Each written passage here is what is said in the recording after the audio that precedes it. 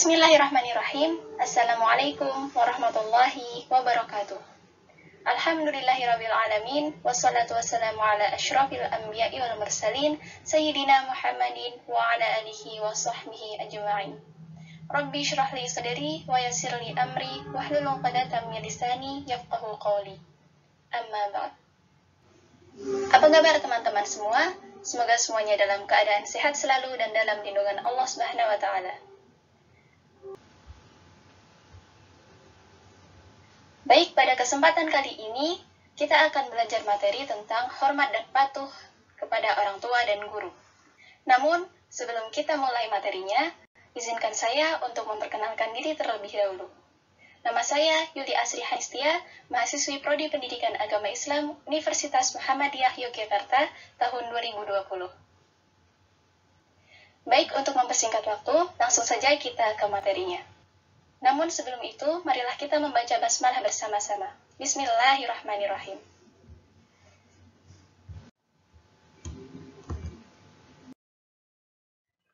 Seperti yang telah saya sampaikan di awal, kita akan belajar mengenai hormat dan patuh kepada orang tua dan guru. Namun pada video kali ini kita akan belajar tentang hormat dan patuh kepada orang tua. Adapun yang akan saya sampaikan pada kesempatan kali ini, yang pertama, makna birrul walidain, yang kedua, kewajiban birrul walidain, yang ketiga, cara berbakti kepada orang tua, dan yang keempat, keutamaan atau hikmah berbakti kepada orang tua.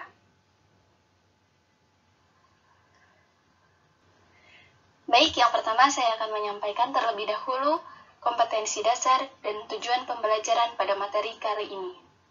Kompetensi dasar yang pertama yaitu menghayati keutamaan berbakti kepada orang tua dan guru. Yang kedua, menunjukkan sikap hormat, berbakti, dan patuh kepada orang tua dan guru. Yang ketiga, memiliki adab atau tata krama kepada orang tua dan guru sesuai tempat dan kondisinya. Sementara tujuan pembelajaran pada materi kali ini yaitu menunjukkan nilai-nilai syukur kepada Allah atas kasih sayang yang diberikan oleh orang tua, menunjukkan sikap tanggung jawab terhadap amanah dan perhatian dari orang tua, menunjukkan sikap jujur dalam mengerjakan tugas-tugas dari pembelajaran PAI. Yang keempat, menunjukkan sikap tanggung jawab dalam mengerjakan tugas-tugas dari pembelajaran PAI dan budi pekerti. Yang kelima, menjelaskan keutamaan berbakti kepada orang tua dan guru.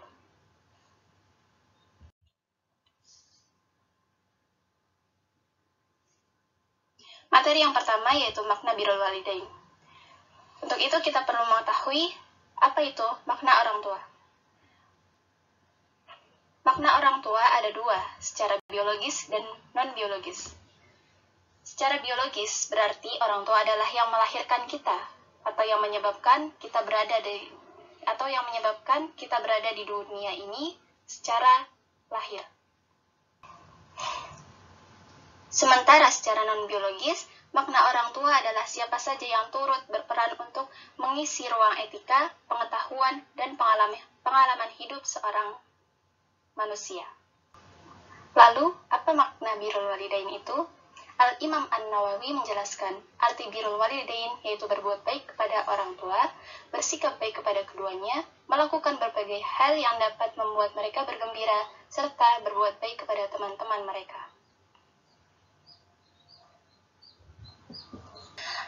Adapun kewajiban birrul walidain terdapat dalam sabda Nabi Shallallahu Alaihi Wasallam dalam hadis riwayat Al-Bukhari dan Muslim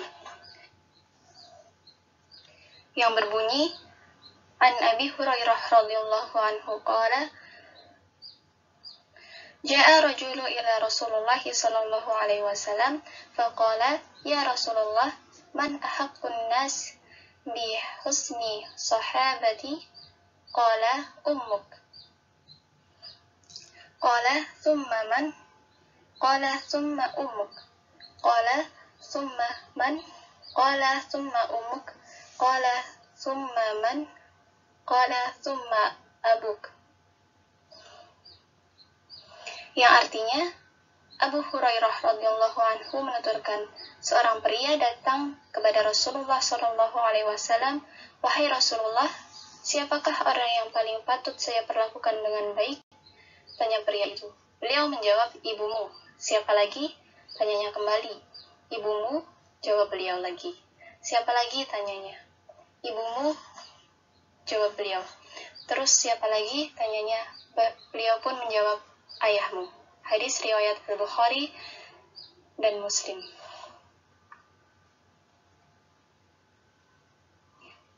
Kewajiban birrul walidain juga terdapat dalam surat Al-Isra ayat 23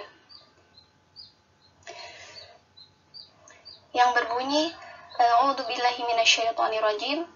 Wa qadha rabbuka alla ta'budu illa iyyah wa bil walidaini ihsana imma yablughanna 'indaka al-kibara ahaduhuma aw kilahuma fala taqul lahumā uffin wa la tanharhumā wa qul lahumā qawlan karīmā. Yang artinya, dan Tuhanmu telah memerintahkan agar kamu jangan menyembah selain Dia dan hendaklah berbuat baik kepada ibu bapak. Jika salah seorang di antara keduanya atau kedua-duanya sampai berusia lanjut dalam pemeliharaanmu, maka sekali-kali janganlah engkau mengatakan kepada keduanya perkataan dan janganlah engkau membentak keduanya dan ucapkanlah kepada keduanya perkataan yang baik. Quran Surah Al-Isra ayat 23. Perintah untuk birrul walidain juga terdapat pada sabda Nabi Shallallahu Alaihi Wasallam yang lain yang berbunyi, Sa'atlun Nabi Shallallahu Alaihi Wasallam,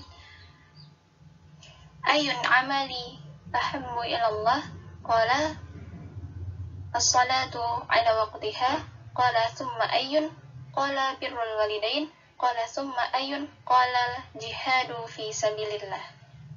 Yang artinya, aku bertanya kepada Nabi Shallallahu Alaihi Wasallam, amalan apakah yang paling utama? Beliau menjawab, salat pada waktunya. Aku bertanya lagi, kemudian apa lagi? Beliau menjawab, berbakti kepada orang tua. Kemudian aku bertanya lagi,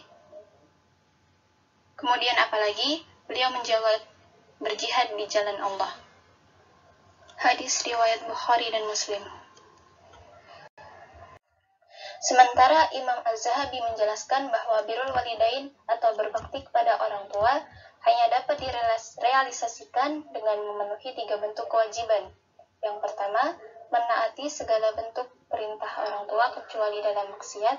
Kedua, menjaga amanah harta yang dititipkan orang tua atau diberikan oleh orang tua.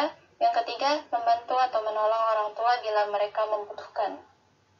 Hal ini terdapat dalam Quran Surah Luqman ayat 15 yang berbunyi, A'udzu billahi minasyaitonir rajim, wa in jahadaka 'ala an tusyrika bihi ma laysa laka bihi 'ilm, fala tuti'huma wa sahibhuma fid dunya ma'rufa. Yang artinya, dan jika keduanya memaksamu untuk mempersekutukan aku dengan sesuatu yang engkau tidak mempunyai ilmu tentang itu, maka janganlah engkau patuhi keduanya. Hanya kepadaku tempat kembalimu, dan akan aku beritakan kepadamu apa yang telah kamu kerjakan.